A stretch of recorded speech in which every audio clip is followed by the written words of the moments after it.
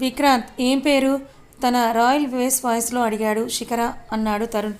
ఒక క్షణం అతని కనుబొమ్మలు ముడిపడితే వెనుక నుండి కనిపిస్తున్న శిఖర చెయ్యి పట్టుకుని లాగాడు వెనక్కి.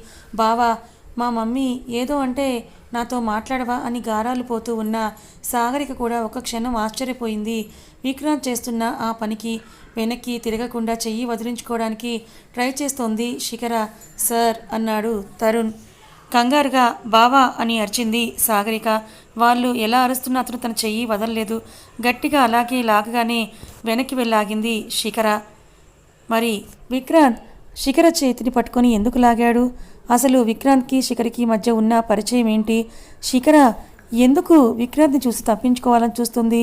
వీళ్ళ మధ్య ఏం జరిగింది తెలుసుకోవాలి అనుకుంటే మన ఛానల్లో వీడియో పోస్ట్ చేశాను, ఒక్కసారి వెళ్ళి చూడండి. సాతియా మీ అందరికీ ఎంతగానో నచ్చే ఒక మంచి ప్రేమ కథ.